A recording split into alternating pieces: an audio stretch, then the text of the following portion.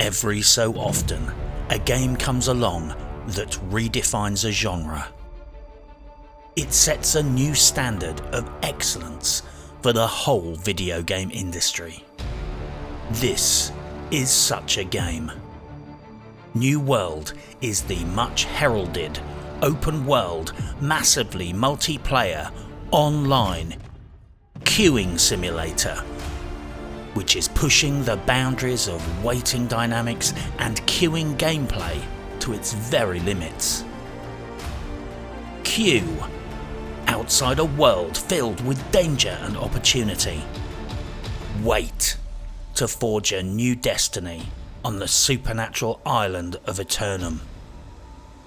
Window out and read about all the thrilling adventures you might be enjoying in 9 hours' time.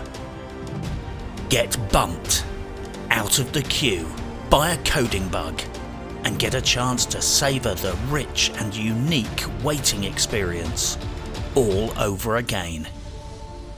Welcome to New World, where disconnecting isn't a problem, it's an opportunity.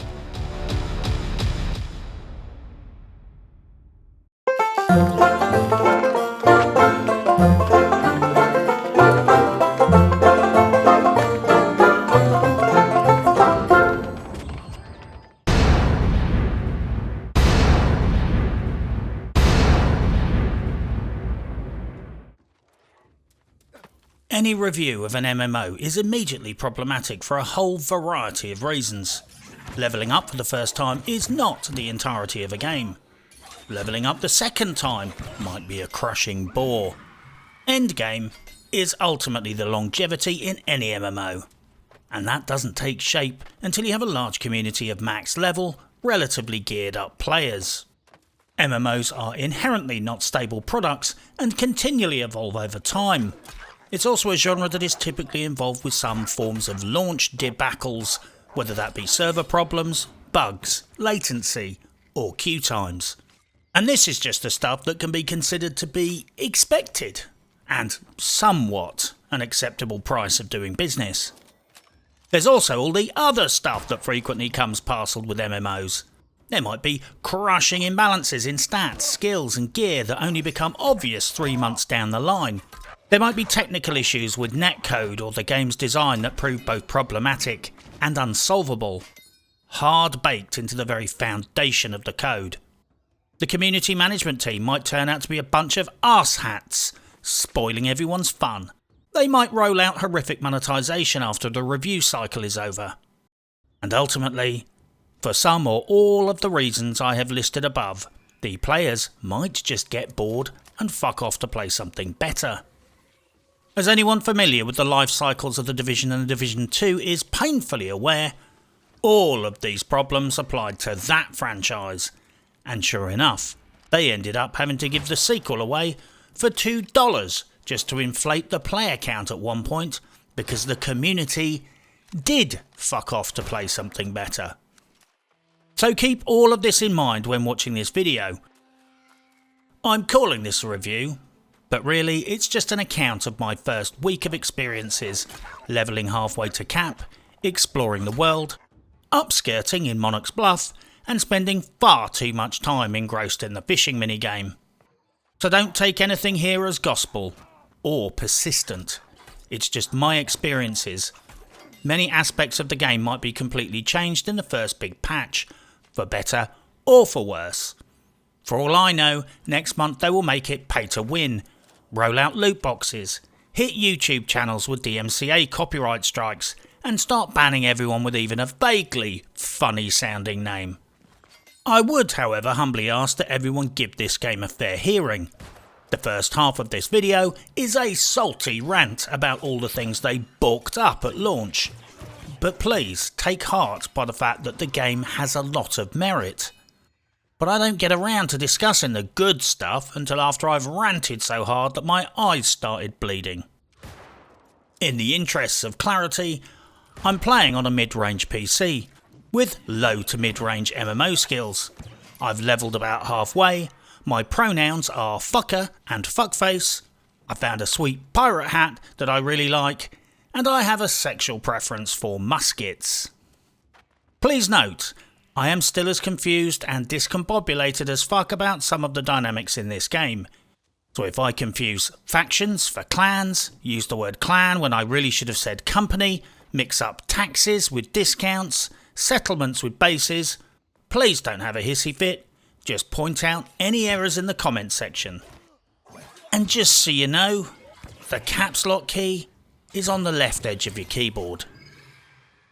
So what is New World? New World is Amazon Games' much heralded entry into the massively multiplayer online video game scene. It also initially seems to be Amazon's long overdue success in actually not completely fucking up a video game. After spending an exhaustive and extensive period of several minutes looking on Wikipedia, it would certainly appear that Amazon Games have been pumping out shite product for over a decade, and sometimes even failing to do that. They have had 13 things that technically fulfill the legal definition of a game, which mostly resulted in shitty phone apps, a game based on the TV show The Grand Tour, a Twitch extension, and most impressively, they have also had 5 games that got cancelled. I'll level with you, I didn't even know Amazon Games even existed before New World slithered onto my radar, and they don't really have a very impressive pedigree. Unless, of course, Simple Zoo is your idea of shit-kicking entertainment. To put this all in perspective, if Amazon Games was a midwife, she would have attended 19 births, dropped 13 of the little fuckers on their heads, very hard indeed, and killed 5. I don't know about you, but if a midwife turned up on my doorstep after having fucked up the last 18 births, she was rubbing her hands together with glee, telling me that she feels lucky this time, and tonight's the night she's gonna get it right, I'd slam the door in her face. And I'm not even pregnant. New World finds the player transported to the tropical island shithole of Eternum, which is a barely disguised use of the Latin term for eternity. Basically, it's a mashup between 17th century exploration / freelancer / conquistador culture and fucking wizards. I swear they sneak into nearly every video game these days. It's all explained in the game's lore. In fact, pretty much anything strange is explained in the game's lore using the good old fail-safe excuse. Because magic. You can teleport, because magic. You can cast spells, because magic. You can use magic, because magic. You come back to life when you die, because magic. Any awkward questions that need explaining in the game? Well, the answer is almost certainly, it's fucking magic. Well, apart from when all the players ask why the fuck they can't have rideable player mounts like World of fucking Warcraft, in that instance, they explained it away with some kind of horse rebellion bullshit. No, seriously. Pack animals and horses have gone on strike apparently, and that's why you don't get player mounts. I guess at least they get an A for effort for actually trying to explain why a 17th century explorer now has a magical fire staff of testicle roasting and teleportation portals, conveniently located next to the town halls. Incidentally, since I mentioned the absence of player mounts, thank God this game has an auto-run hotkey because seriously, even with planning your route between missions, you are going to be running a fair bit. It's not terrible, there's lots of stuff to farm on the way and there is fast travel, but yes, take some stout hiking boots to the New World or you will be getting a lot of blisters. You play the role of ye oldie worldy mutton chopped grizzly quasi pirate / explorer / obsessive fishing addict. You wash up on the island of fuck knows where and need to join forces with the other hobo dinguses and establish an exploitative colonial presence on the island. I'm sold. Hopefully, by building up your town, establishing order and civilising this dangerous and strange wilderness, this will allow the interloper residents more time for doing the really important stuff, like killing every last single fucking chicken, rabbit and pig on the island, and waging constant and perpetual bloody wars with each other for territorial control. Just so you can ramp up the rental taxes for a few days and drape your clan flag on everything in town, because e-peens and video game logic. It's basically the adventures of Buccaneer Banzai across the magical dimension. Imagine if Cortez's son set off for the Americas but ended up shipwrecked and stranded on an island that seemed a bit like Cuba, crossed with Hogwarts Academy, with zombies. New World is like someone took a little bit of every MMO you ever played and mashed them all into one. Most likely because the management poached a couple of developers from every MMO you ever played and mashed them all into one. It does, however, have one slight difference. It feels slightly more single-player-ish in some regards, in a way that's hard to explain. Remember when you played Skyrim and thought, wouldn't it be cool if this was online? But instead of getting an online version of Skyrim, you got the monstrosity that is Elder Scrolls Online. Remember when you played Fallout and thought, wouldn't it be cool if this was online? But instead of getting an online version of Fallout 3, you got served up the shit pie that was Fallout 70 fuck. Well, to me at least, New World feels like they tried to answer that kind of question by actually taking a decent single player concept and changing it to be online. It's hard to explain, but I found New World plays a bit more like a single player game transported to an MMO platform. And I'm not saying that as a criticism at all, I'm merely observing that this is how the game felt for me. You do missions, killing pigs like World of Warcraft, you spam crafting recipes like Skyrim, you have an advanced customizable player housing system like, well, nearly everything these days. You fill your journal with quests to lose track of, you fill your inventory with crap to constantly micromanage, you fish because you are a fucking pro gamer, you fight because video games, but sadly you don't seem to ever fuck. But maybe that comes later. And on top of all the standard video game fare, you also get to team up with huge crowds of randos and go and gank other townships. It's got PvP, clans, well, companies. You also join factions. You have bank storage. You craft nonsense. You farm mobs and upgrade your gear. You cook buff foods. You chop down trees and mine rock. It's basically a giant time sink where you can log on quickly just to do something, then suddenly find yourself still playing 5 hours later because you need to find just a little bit more metal ore for that thing you decided to craft. It's an MMO. Say goodbye to daylight, good personal hygiene standards, your dog's loyalty, and probably your husband, wife, or significant non-gaming other. You have been warned.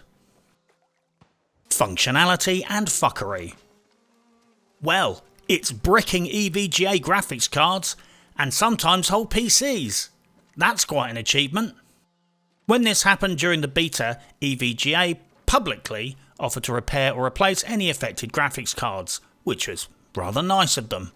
Apparently New World didn't have a frame rate limiter during the beta, and it tricked the cards into trying to render at up to 9,000 frames per second. Who would have ever suspected that if you put twice the amount of kilowatts through a graphics card that you normally put through a toaster, that something bad would happen? Quelle surprise! However, now, thanks to some investigative work by the YouTube channel Jay's 2 Cents, it's starting to look likely that the issue runs a bit deeper than just the game, and just EVGA cards. It appears that it's a combination of both the game and a previously unrecognised flaw on the graphics cards, and it's the precise coding of New World that creates, and I quote, the perfect storm of conditions. Conditions that can brick your PC.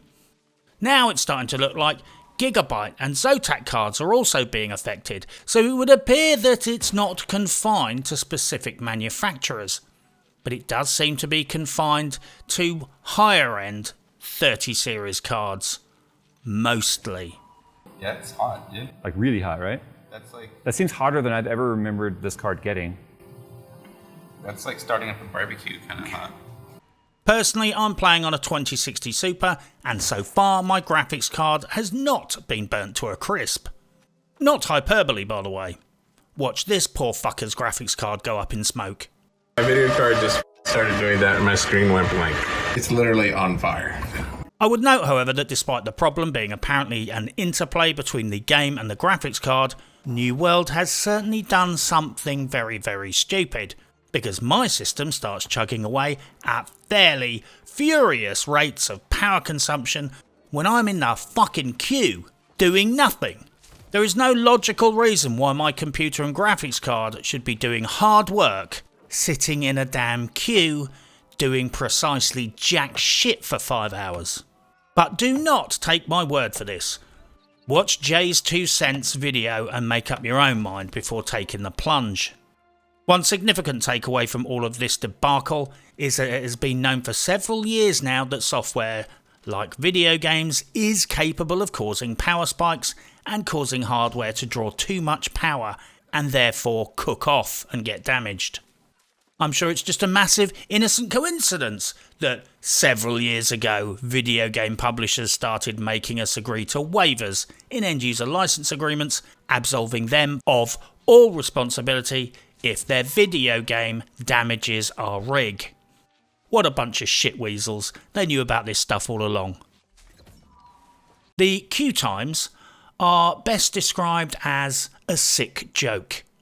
They were absolutely tragic immediately at launch, but they are getting better over time. Then again, the concept of better is entirely relative.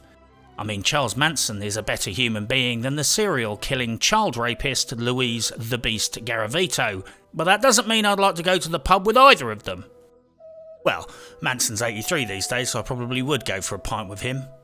The selfies alone would earn bragging rights. But to give you an idea of what's going on, here is how balked the servers are. The servers are capped to 2,000 players at a time. There doesn't seem to be a cap to the number of players that can start a character on any given server. This means that the player population could be potentially infinite, but with only 2,000 spaces for players at any one time. The queuing system at launch turned out to be bugged, so sometimes you would get stuck in a position indefinitely, or punted out of the queue as you got close to entering the server. Even now, whilst I can log in instantly, in the middle of the night, at peak times the queue is frequently up to or exceeding 1,000 and can take well over an hour. At launch, my record was being position 12,680 fucking 6. Getting online frequently required me firing up the game and then spending the day doing other stuff, not porn, whilst I queued, then hopefully being online by early afternoon. Even now, during peak, the queue is a reliable 30 to 90 minute wait. The only saving graces in this situation are, they're rolling out more player servers, it seems the queue system does prioritise existing characters above level 0 new characters, I have a huge library of other games I can play whilst I'm waiting, and I have a vast porn collection if I don't fancy doing that whilst I'm waiting. But it's kinda ridiculous that in order to play New World on some servers at certain times, you need other games to play whilst you queue for this one. But note, it is hugely infuriating to be queuing for hours and then get bumped from the queue, or be queuing for hours and then notice that you tick down from 6,547 to position 21, only to then realise that you've been stuck on position 21 for over an hour and your queue is bugged. I experienced this. I was very unhappy indeed. A very special consolation prize goes to every dumb fuck drooling arse-tard at Amazon Games who is constantly suggesting, "We're creating new servers, just start a character on a low population server. Duh." Look, their server population issues were so crushing that this was not a solution. I tried this several times. I would start a character on a low pop server, then the next day, after the gypsy caravan of other migrating players had arrived, it would have magically transformed into a high-pop server with queues routinely over 5,000. I would start another character on a different low-pop server, and the same would happen. Rinse and fucking repeat. What is the point of having 60 levels in a game if you have to abandon your character at the end of each day? I'm going to take a fucking wild punt here and hypothesise that the plan wasn't to have us all level up a new character to level 5 or 6 and delete it every day for the first 3 weeks.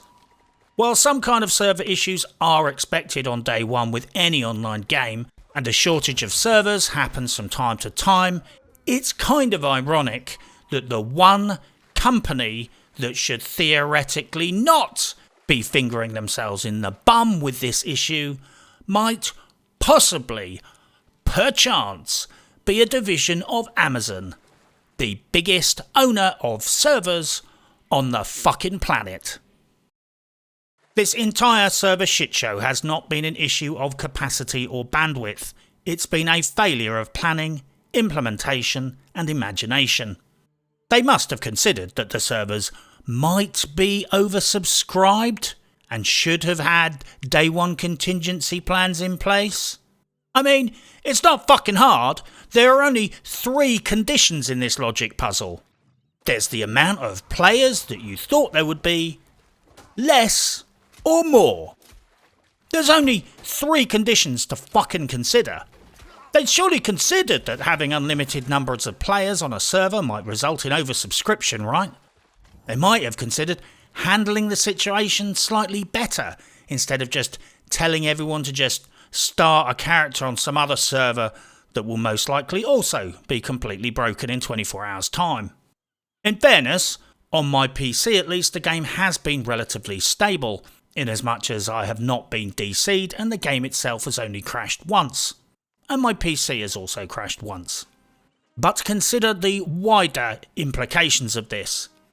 However long you queued for, when you crash out of the game, it is literally and figuratively game over. It will be 1 to 4 hours to get back online, depending on the time of day. Seriously, just fuck that. And just to add to the server fuckery, there are certain bugs with your map and with giant pop-up warnings that can only be fixed by shutting down the game and restarting. They might as well have just advised people to hit Ctrl F4 and fuck off for a month. And just to add another smooth, creamy layer of fuckery to this giant server shit pie, as many people have duly noted, the refund window on Steam is 2 hours played. This is considerably shorter than the time most people initially queued just to get onto a server. Thankfully, Steam reportedly has been honouring refund requests, but nevertheless, this is problematic. The sprinkles and whipped cream on this epic shitcake is this: AFKers. Now personally, I don't blame people at all for trying to cheese the AFK system. The AFK timer is a relatively generous 20 minutes, but nevertheless, wherever you go, you will see people set on auto run, jogging endlessly into the back of a building or a wall, just to avoid being flagged as AFK and bumped out of the game. If the servers are so balked, relogging means you may not be able to re-enter the server that day. I don't blame people for cheesing a workaround if they need to walk the dog, feed the hostages or pick up their kids from the coal mine. So what does Amazon Games do? In its new Get Tough policy, it's introducing measures to identify deliberate AFKers and punish them. What a bunch of snivelling cocks. Punishing people for coming up with workarounds for dealing with their server problems.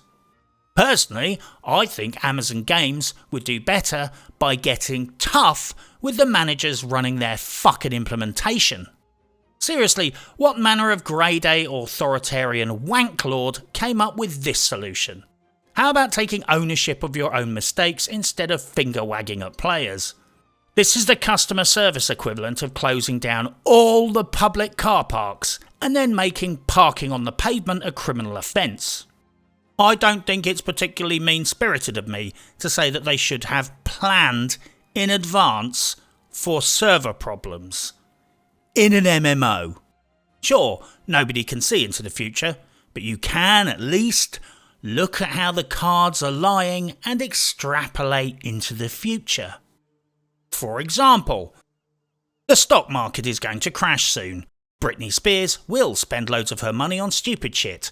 The supply chain collapse will get very bad and will persist for a very, very long time. Loot boxes will eventually be classified as gambling and criminalised in children's games. Joe Biden won't have a second term. And I'm not even sure he's having this one. China will invade Taiwan and then leverage the West by giving them the following ultimatum. They can have a share of the output from the Taiwan Semiconductor Manufacturing Company in Hsinchu, or they will go scorched earth on the entire Hsinchu Scientific Industrial Park and blow it the fuck up if the West tries to liberate Taiwan, thereby cutting off NATO's only supply of very critical microchips used in half of all of our weapon platforms. Basically, if they can't have it, nobody's having it. My point is, you don't need a crystal ball to predict that certain things are going to happen. Just like you don't need a crystal ball to predict that an MMO might have server issues at launch. Like every fucking MMO that's ever been launched. So they need to stop acting surprised and pretending they didn't see it coming, and start blaming this on their own lack of contingency plans instead. I don't predict that 3 naked pole dancers will jump out in front of my car whilst I'm driving, but if they did, I would hit the brakes, because whilst I can't predict specifics, I have a general contingency plan based on the assumption that people might well end up in front of the car unexpectedly, and I will therefore be required to stop quickly. It's called not fucking running people the fuck over. Just like Amazon needed a contingency plan for not having working servers for their online video game that required servers.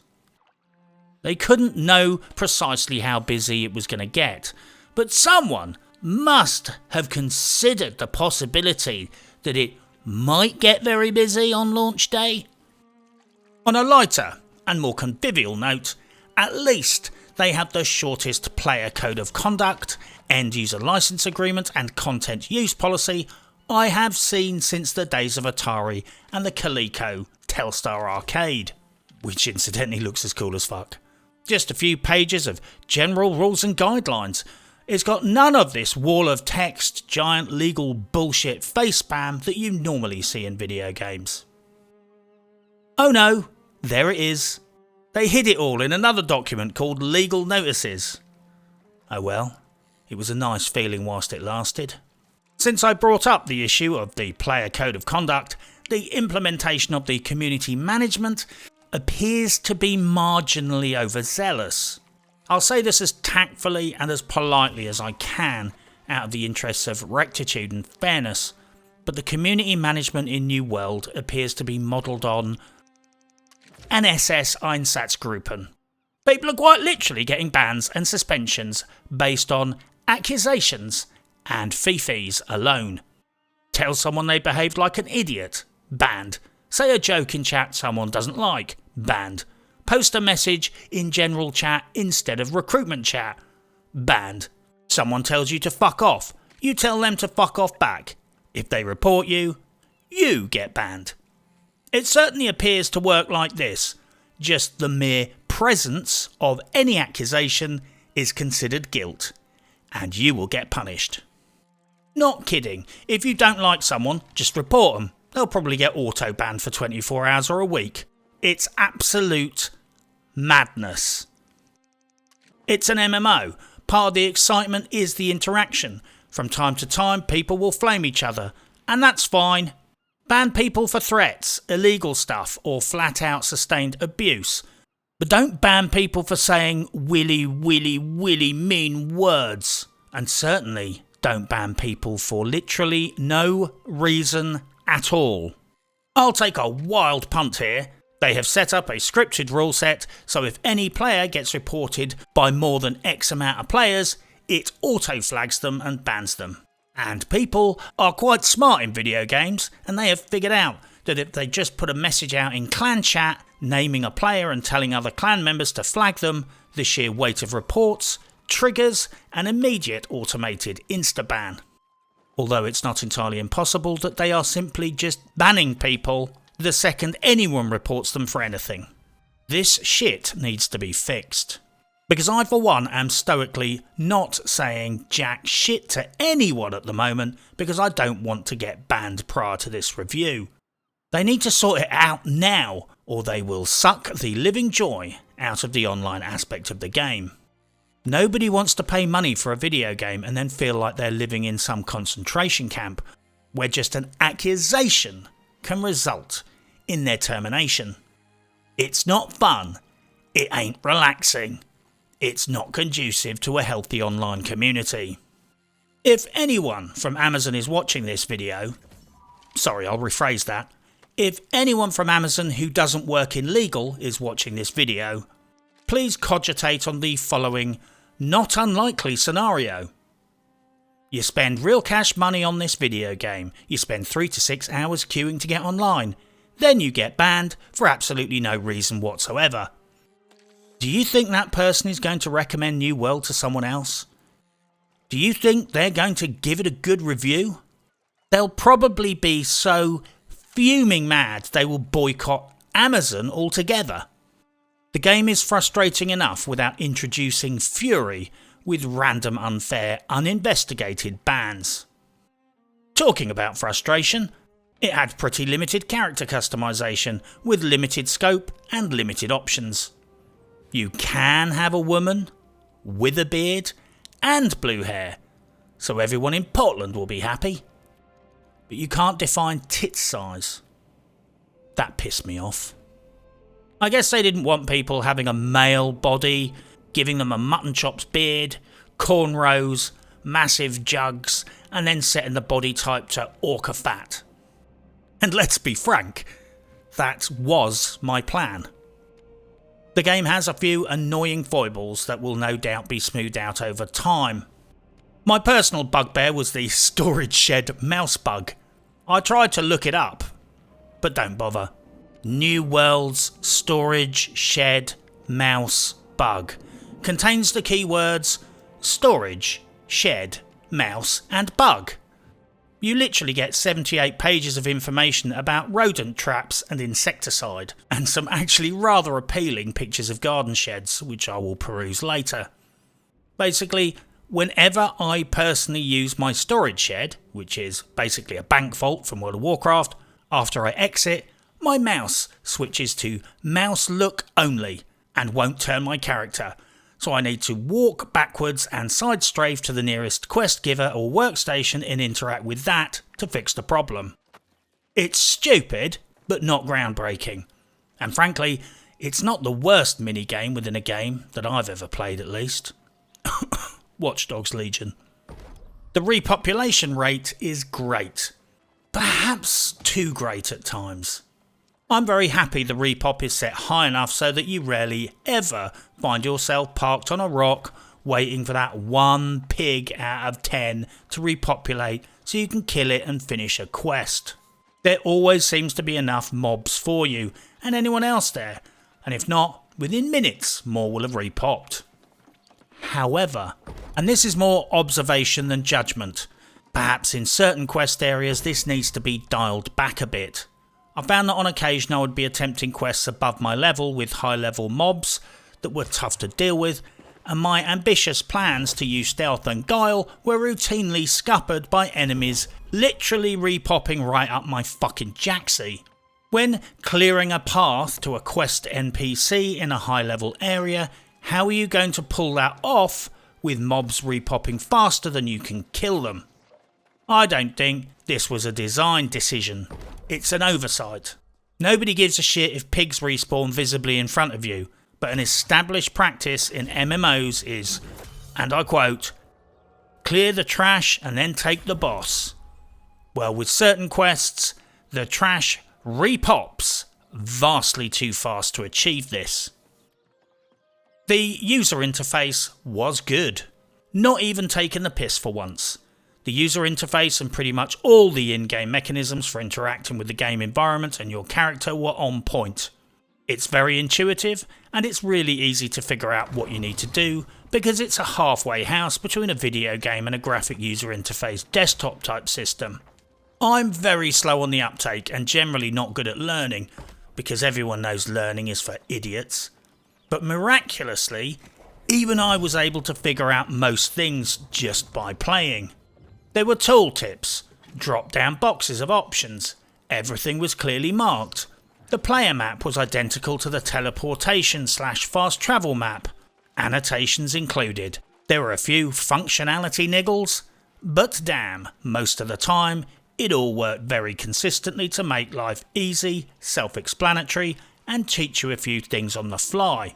It was like they hired some Windows programmers to help work on the GUI. You know, from Windows 7. The non-shitty one. The best advert for the game's interface was simply this. Regularly you would see people asking random questions in chat, and a common reply was along the lines of, "For fuck's sake, look at your map. For fuck's sake, look in your bag. For fuck's sake, look in your quest log." Most of the time the information is under your nose. But fuck it, it wouldn't be an MMO if people weren't asking blindingly obvious self-explanatory questions in general chat every 35 seconds. The business model deserves mentioning. The game seems fairly legit regarding monetization and its general business model. It's basically a cheap game. There are no subscription fees. There are no loot boxes. There are no pay-to-win mechanics. So far. And I stress, so far.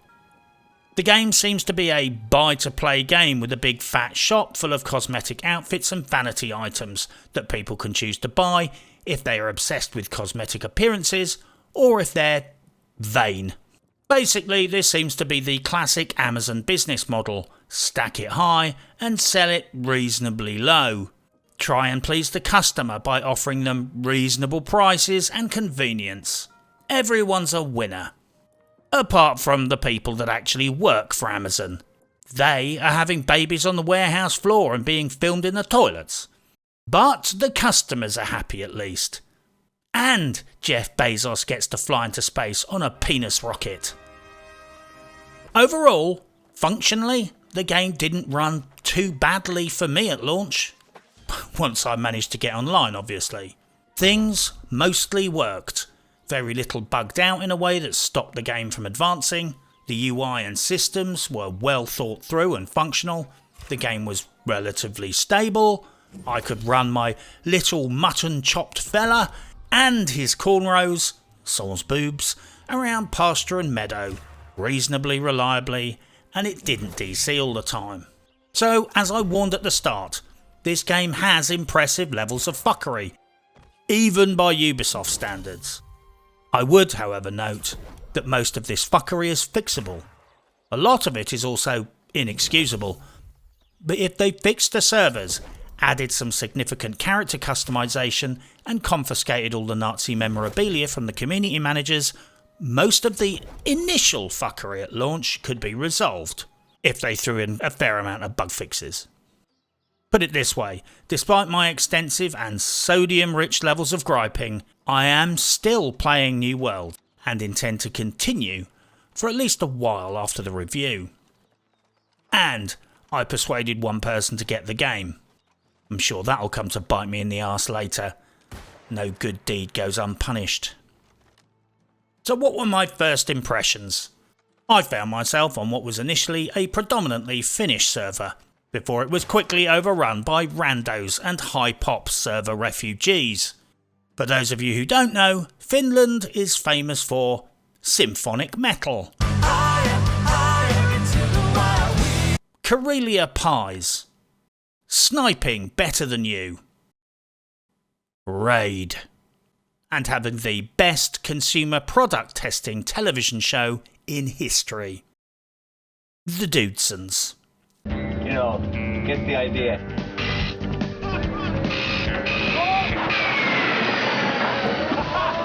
My first impressions were positive. Actually, it's been a while since I've logged into an MMO and felt even vaguely interested about what is coming next. Before I knew it, I was running around in my skiddies, hitting skellies and wondering what new shinies I might find during the next encounter. Very quickly I realised I was appalling at timing dodge and block, so set my mind to eventually getting some kind of ranged weapon so I could play to my strengths and stealth snipe and range attack. Basically that means I like to hide at the back of the group. Then I got to my first settlement and did a bit of upskirting. Just glancing at the chat window, it suddenly felt immediately comfortable and familiar. It was the New World's equivalent of Barons chat. For those of you unfamiliar with World of Warcraft, the Barons was a relatively large, boring zone full of new players who knew nothing about the game, very little about civility, and absolutely fucking nothing about life. The chat channel there was like a combination of a pre-teen anonymous sex helpline, a stand-up comedy stage, a roleplay session at a cosplay convention, and a giant fucking sewer. Baron's chat was basically the elephant's graveyard for dumb fuck comments in a video game. And before anyone says it, yes, it was glorious. It would be full of questions like, where am I find pigs? Why do farts smell nicer in the shower? And 17 different idiots all asking for the location of the same NPC within minutes of each other. You could watch heated, long, abusive exchanges that by today's standards would probably result in someone calling the Office of Homeland Security.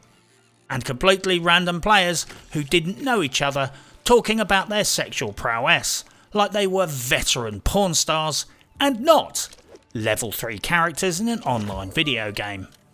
As the meme famously states, Baron's chat was a piece of living history paying honour to the internet of stupid. And it was such an amazing phenomenon that sometimes players would start up new characters just as an excuse to hang out in Baron's chat. But I digress. Generally, the community seems reasonable enough. I'm playing solo and not interacting much, so there is that. Like I said, I'm not prepared to chat in public channels until the community management death squads have been reeled in. But overall, people seemed friendly, helpful enough. I didn't see any death threats and only a couple of people talking about anal sex and banging each other's mums. My overall first impressions were good. New Worlds was trying to tell a story, the atmosphere was decent, and it looked initially nicely stylised. The gameplay was as to be expected. I just ran around doing stuff. I picked up quests, killed things, looted shinies and crafted baubles. It's fun, and practically everything gives you XP. I did fall into the habit of just blindly doing everything, killing everything, crafting everything, and worrying about what it all meant later, and I suffered no long-term ill effects, apart from getting that slightly dazed feeling one gets after a relentless MMO grind. The gear game, initially at least, looks solid enough. There's no substantial surprises here, and nothing will come as a shock. There is gear. You get it from quests, from random drops, or you craft it. Whether it is shiny loots or total crap largely depends on your relative level to the quest and or your crafting ability. It's a bit of a crapshoot, as to be expected, but as some things seem to scale relatively well, I always seem to be finding some kind of decent crap to drape on my shoulders. Two curious things of note. There is no vendor trash. Because there is no vendor. That's right, ladies and gentle fucks. There is no NPC where you can sell your junk for a few coin. Figuratively or literally. You basically salvage everything into component parts and chuck those in the storage shed. Or in the case of stuff cluttering your bag, like animal skins and wood, sometimes you just chuck it on the ground and it despawns in a few minutes. The second curious thing is related precisely to this mechanic. People are selling stuff really cheap. Yeah, the in-game economy actually feels a bit more like an economy rather than a place for rich players to fleece other rich players. The trading post, as far as I can see, is basically a halfway house between the auction in World of Warcraft and Craigslist. Only without the total bullshit rip-offs, sex workers or psychopaths. You basically post stuff there at a given price and people can buy it. Or you can buy stuff that other people are posting there. You can even leave a buy or sell order for specific items at a specific price to be fulfilled by any willing taker. I don't make any claim to fully comprehend how it works just yet, but it seems like it's basically like a purchase order on a crypto exchange. Well, I assume that it is. I don't know anything about crypto or much about the trading post, but I have noticed lots of players hanging around the towns, placing trades, and then arguing in general chat about cryptocurrency. So I'm going to assume there's some kind of parallel there. Basically, unlike many other games, everyone is being forced to trade at competitive prices, so strangely the trading posts actually works. Seriously, even as a low-level player, I could afford to go and buy nice gear and ammunition from the shop for pennies. I guess because it's the number one most reliable way to generate hard cash in the absence of a vendor when you've finished all your quests. I won't go into the crafting game, but let's just say practically everything can be harvested or salvaged into component parts, and there are a lot of crafting skills to level up using said salvaged parts. Everyone can make their own gear, do woodwork, make guns, mix potions, cook food, craft gems for their gear. It's a fairly extensive part of the game. Not only this, there are local factions and settlement quests where they sometimes ask for donations, which can be fulfilled by crafting the items. Plus you can make furniture for your little housey. Did I mention you can buy a little housey in each settlement? Just like Skyrim, Fallout, Elder Scrolls Online, and Star Wars The Old Republic. So what's my overall take on New World?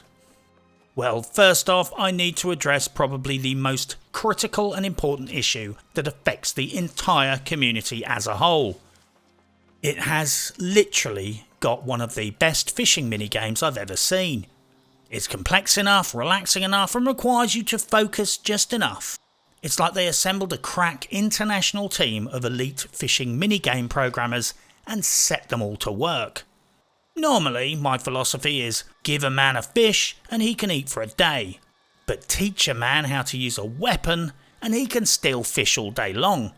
But in this game, the fishing rod is mightier than the sword, and just by spending some quality me time by a lake or on the seashore pays dividends. I shit ye not, the fishing minigame is an absolute pleasure and provides an abundance of food supplies, resources and even bounty. Life is about priorities, and my priority in New World is fishing, and they handled this very well indeed. They have clearly hoovered up devs from every corner of the earth with MMO experience and deployed practically every MMO trope in one game. This is combined with survival elements from other online games. They probably hoovered up many of the Activision Blizzard refugees too. Or perhaps they literally went out and captured them in the wild by setting up large traps at the exit of hotels outside BlizzCon, and then just waited until developers were chased out of the building by some drunken senior manager sex pest clutching a bottle of vodka and a framed portrait of Bill Cosby. When it comes to the fuckery of the franchise, we do have to be mindful of the issue of the unknown, uncertain future. Whatever this game is like at launch, there are serious long-term concerns raised by Amazon having practically zero pedigree in the video game market, let alone in the MMO world. I might wax lyrical about what they are doing this week, but what about next week or next month? Amazon, let's face it, has a rather shady reputation when it comes to the welfare of its workers, but seems to be nice to its customers because it makes them lots of money. Although, they do have a little habit of totally spying on their customers using Alexa and high-tech doorbell systems, but that, as they say, is a story for another day. This all teaches us two things about them as a company. They are a corporation that does not respect human life. But they are also very prepared to pretend to be nice to the customers because it makes them rich. How this will play out in the long run is a mystery. My point is, right now all I'm seeing is good stuff and nice things. But 6 months down the line, what then? Will they start operating a community management mafia like most video game companies? Will they ram the game full of monetization? Will it become pay to win? Will they start offering a premium subscription and basically make everything horrible for the people that don't sign up? Will they start hurling around DMCAs to suppress negative coverage? It's standard operating procedure these days for AAA publishers to kiss your feet during launch, only to start snacking on your whole fucking leg the second the positive reviews are posted. Think Ubisoft, think Activision, think 2K Games. For now at least, the stuff in ye olde worldy in-game shoppy are consumables, emotes and tat. The big ticket items are basically these outfits. The Liberace, the Skyrim, the slightly less washed Skyrim, the cosplayer, and this one, which frankly looks like something you'd see in a sex dungeon, only instead of being all black rubber and PVC, someone got high and decided to paint it with rainbow colours. And just for the record, if they did have a cosmetic outfit based on a sex dungeon, I would break my own rules and totally buy it. And so would everyone else. Amazon, if you were listening, you know I'm right. Do a sex dungeon outfit and watch the money roll in. If you have the guts. And I'm not talking saucy, I'm talking arseless chaps. Sorry, all chaps are arseless apparently. Filthy, creepy accessories and strap-on levels of don't let your mum see the screen when you're playing degrees of wrongness. If you guys come up with a costume that is filthier and more deviant than the inside of a BlizzCon manager's hotel room, I absolutely guarantee you it will be the best-selling microtransaction of all time. You heard it here first. There is no formal class system, by the way. Although obviously most encounters need a tank, a healer and some DPS. Your attributes, equipment and gear choices define your playstyle. For now at least, it's quite non-meta-ish. That's a thing, right? Basically, weapons benefit from primary and sometimes secondary stats. Armour carries these stats. You also spec your character into your chosen stats. So if you want to use a giant warhammer, you need strength. A bow and spear use primarily dexterity.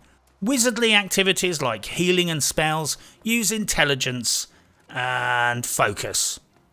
Probably. So you can basically do anything you want as long as you figure out how to balance it out and are prepared to make the required compromises if you want to be good at two different things. On top of all of this, you train up your weapons by using them, and this unlocks the perks and deployable abilities, only 3 of which can be equipped at any one time and can't be switched out for others during combat. Add to this, you can only equip 2 weapons at a time. So basically you have to gear up, train up, decide what role you want to fulfill and equip appropriate abilities to the selected weapons you choose to equip. This is one of those scenarios where the system seems relatively simple, but the potential outcomes regarding your build could become quite complex. That said, I kept seeing a lot of people just running around smashing everything with a giant fucking 2-handed warhammer and spamming chat relentlessly looking for a healer and tank. But you know, it's an MMO alright. Some things never change. So, is the combat too simple? Well, it depends on your expectations really. I enjoyed the combat in Skyrim and most of the time I was just smashing things in the fucking head with a giant mace and occasionally equipping my piss poor healing skill in my shield hand to bubble up my now depleted health. Personally, I don't miss the old days of World of Warcraft where you had to spend ages perfecting your spell rotation, you had 98 bound hotkeys and there were so many add-ons involved you had to have an add-on to update your fucking add-ons. The best way I can describe the combat is this. If your idea of a good night out is sitting in a pub arguing with mates about whether or not a certain patch in World of Warcraft ruined mage DPS, then possibly, just fucking possibly, the combat might not be complicated enough for you. But if you want to play a video game where you get funny pirate hats, shoot weird looking zombies in the face with a musket, and don't want to sign up for a college course just to max out your DPS, I think this will be just fine for you. It's complicated enough to provide opportunity for creativity and optimization, but not so complicated that you need to download spreadsheets to work out your shot rotation. It's MMO-Lite. It's perfect for WoW refugees, recovering MMO addicts, and people that like Destiny. The combat and gear game is more complicated than Skyrim, and everyone fucking loved Skyrim. The music score is great. It's not quite Ennio fucking Morricone, but he was a morose bastard anyway. It's basically half Game of Thrones, half Westworld, half Slender Man. That's 3 halves for the price of 2. 50% bonus, right? The composers were Ramin Djawadi and Brandon Campbell, who strangely enough wrote the soundtracks for Game of Thrones, Westworld and Slender Man. Which just goes to show I get most of my information from 90-second Google searches. Which incidentally means, so could you. But instead, sadly, you're here listening to me, which I'm sure is not the first of your many bad life choices. Ramin Djawadi incidentally did the soundtrack for Blade, the TV series, which is quite significant, because in that show, you get to see Jill Wagner in her pants. Science fact. The overall soundscaping is excellent. Don't ask me for the details, but I've actually had to break some rocks in the past, so I can assure you that the mining noises are incredibly accurate. They really nailed that concussive, gunshot-like crack when the pick strikes the rock with force. The axe chopping noises are similarly authentic. And providing I didn't imagine it, there seem to be different chopping noises depending on whether you're using a hatchet or a larger wood axe. The music, sounds and sword clashes are all satisfying, and I can only assume that they sent a sound crew out to record a lot of this stuff for real, because most of it sounds like anything but stock recordings. What can I say? I had a lot of fun playing this game. You're always busy, doing pointless shit that looks cool. I doubt it will win any awards from Hardcore MMO Quarterly magazine, but at least I get free honey from strategically placed hives, and get to do random meaningless stuff everywhere I go that makes coloured announcements pop up on the screen with nice harp music just to let me know I'm doing something worthwhile. Serious video game business? Not really. But if you liked other fantasy/historical games and wondered what it would be like if it suddenly became online, then this is pointedly part of the puzzle here. This is not Elder Scrolls Online. It's a single-player-ish, simple fantasy game built on an MMO framework. It's comfortable. It's busy work done right. And I say that deliberately because so many Ubisoft games get pumped full of busy work, and generally it feels like a part-time job. I mean, in Watch Dogs Legion, you actually had to do shitty gig work to make money. Someone, somewhere thought they were being ironic. But sadly, they're just taking the fucking piss. For reasons unbeknownst to man nor game developer, I actually enjoyed the busy work in New World, in the same way I enjoyed the gathering and farming in Valheim. Perhaps it was my pirate hat and the fact I finally got to play an online game with wizards and guns. Although technically, I guess it's not the first time I played a game with wizards and guns. Obviously I'm referring to The Division. New Worlds is level forgiving, unlike most MMOs. With most games like this, and I'm thinking especially about World of Warcraft as a typical example, level is king. It's the biggest scaling factor that pretty much dictates where you can go and what you can do. Unless you're some uber skilled player, an expert at kiting and researched all the cheesing methods, High level mobs are literally immortal to you, and you are their insta-kill. Not so here. I strayed into a few areas way above my level, yet my skills protected me. Obviously, not my skill as a player, but my character skills like block and dodge still worked against high level mobs. You can punch way above your weight if you do the right things at the right time, way above your gear level and your actual level. I really liked that. The fast travel system is a little more complicated than most will be used to. It's kind of multi-tiered. You can speak to an innkeeper and be recalled there once per hour for free. When you get a little housey, you can do it for those locations too. You know, it's like a Hearthstone, only you can do it to multiple locations, each with an individual cooldown. The rest of the time, you open up more fast travel points by visiting settlements or these spirit sphincters that dot the land. General pay-as-you-go fast travel actually costs resources based on your weight, distance and reputation, I think. As you quest, you earn this kind of blue, spectral, magic pixie snot.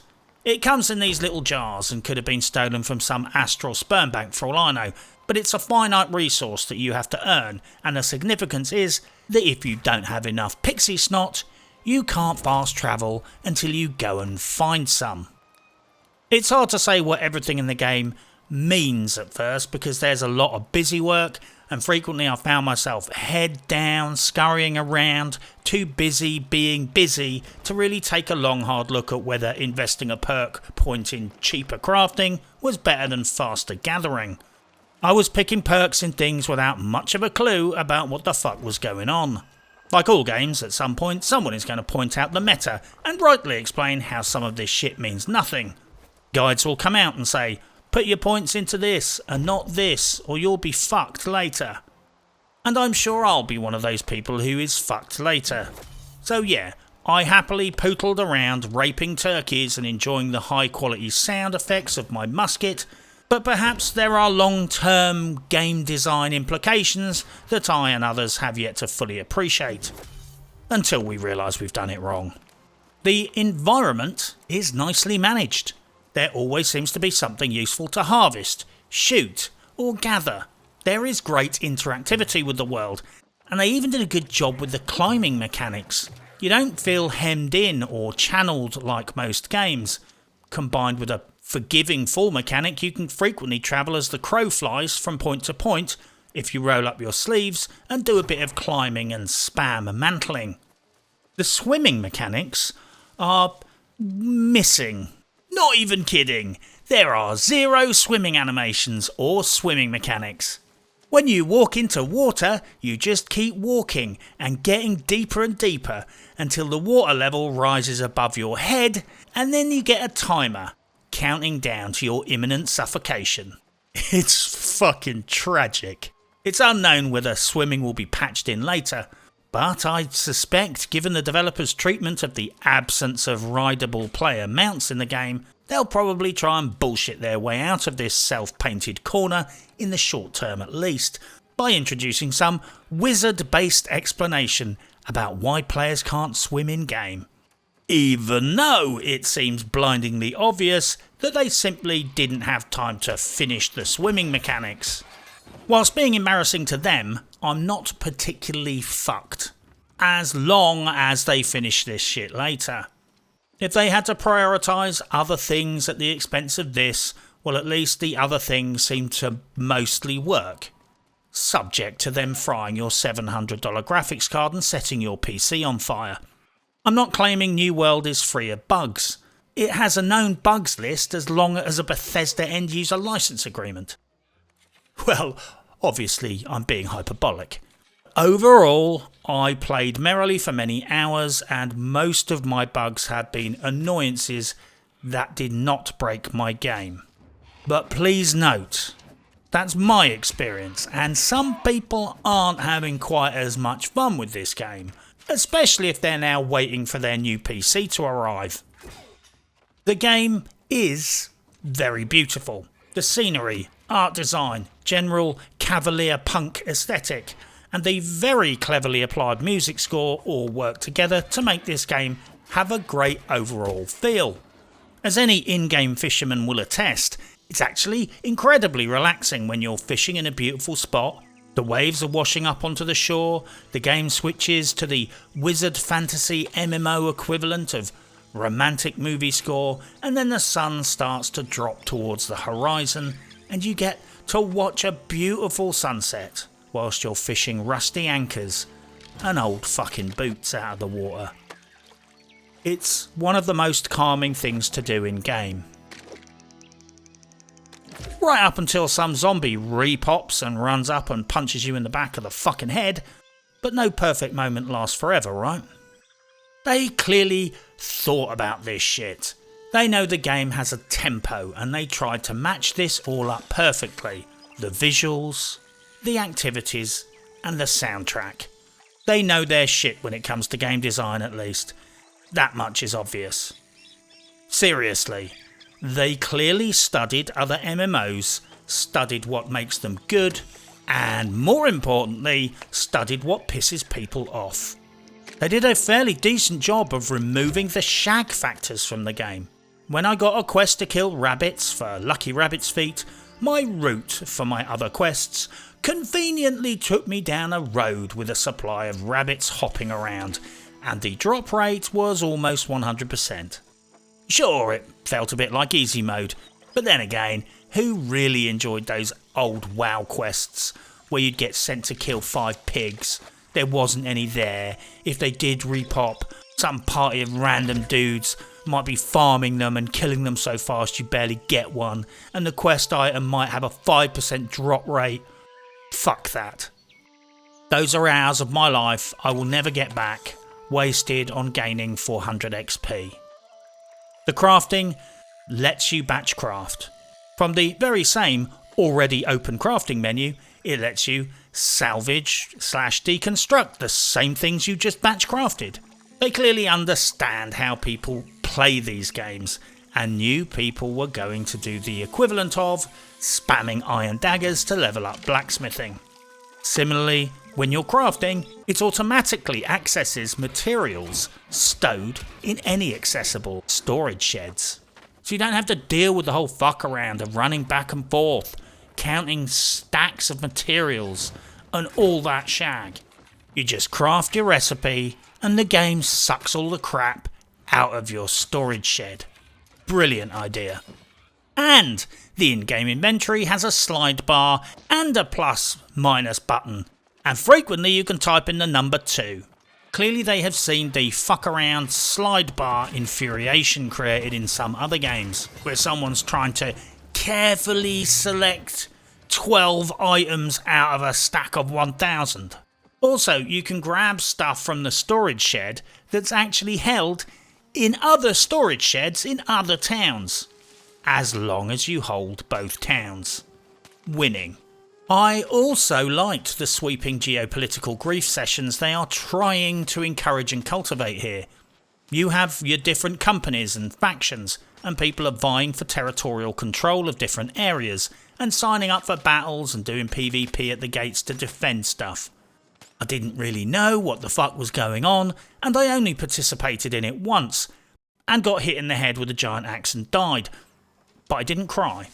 The important thing is, territories change hands, and losing or controlling areas affects your convenience, your money, and denies you bonuses and free stuff. And players are getting very emotionally involved in this because the outcomes matter. There is a real incentive not to AFK and let some randos take your zone, although if you're fishing like me, that's obviously much more important. I shit you not, I actually considered joining a company because mooching around in a settlement under your explicit control comes with benefits. So technically they would be my friends with benefits. I guess it's well overdue that I wrap this shit up. Although I would note, as tragically long as this video is, if you were watching it whilst queuing for new worlds, I guarantee you that it's shorter than your waiting time. It's hard to exactly pin down what Amazon are trying to do with New Worlds. Is it just a vanity project for Jeff Bezos? Or did they just see how video games are the new movie industry and decide since they were into video streaming and movie production, they might as well slam their chops into a bit of the video game pie as well. Perhaps it's the money, perhaps it's just for kudos. I guess Jeff Bezos can't spend all his money on going into space in rockets shaped like a fucking cock, and that's only because they can't build them fast enough. It's not because he ain't got the spare cash to do it. That puts it in perspective.